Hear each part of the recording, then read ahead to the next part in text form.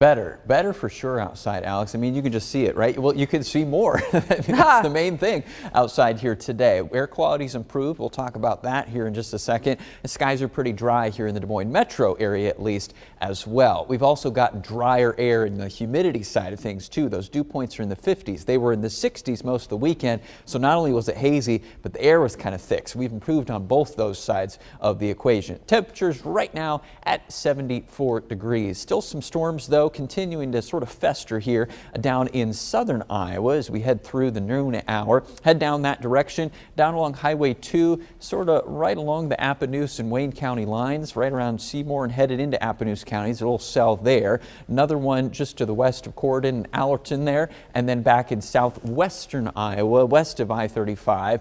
Another little storm that's going just to the south and west of Osceola, and some more rainfall headed southeast of Corning. Eventually that's going to go down into Decatur County. None of these are severe storms, though. They're just producing some heavy rainfall, maybe a tiny little bit of hail is possible, but nothing large enough to cause damage or anything like that, like we saw at times earlier on today with some of those bigger hailstones. The air quality is improving, though, behind those storms. Up in northern Iowa, we're all the way back into good air quality. No more of that unhealthy for some people or unhealthy for everybody, those orange and red colors that we were dealing with all the way through the weekend. That is a nice change, and it's partly due to the rainfall and just the fact that that front has pushed all the way through the state now to the south and swept out at least the low-level smoke.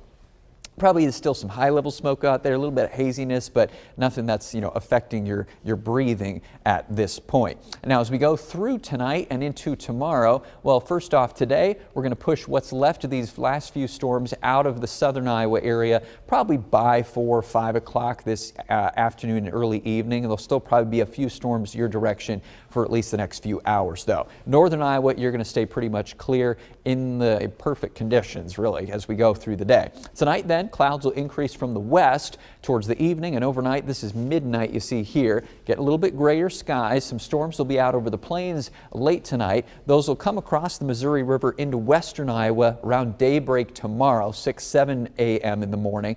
Probably only be in western Iowa, though, tomorrow morning.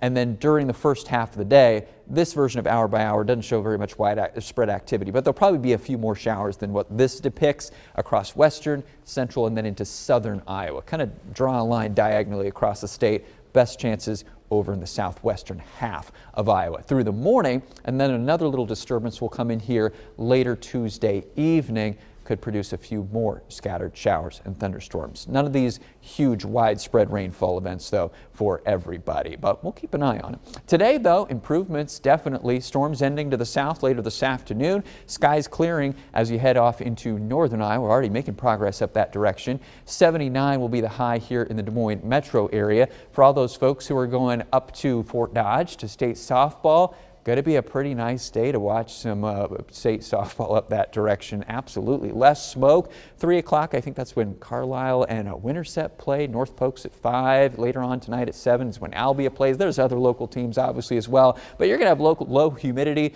Breezes should be fairly light. Temperatures in the 70s. That's a pretty good July day, especially after what we've dealt with lately. 8-day forecast is going to bring us another slim chance of some rain with a passing front on Wednesday, but more noticeably, we're back up into the 80s Wednesday and probably through the rest of this week, back into that kind of standard level of heat. A little bit more humidity returns too, middle of this week onward. Alex.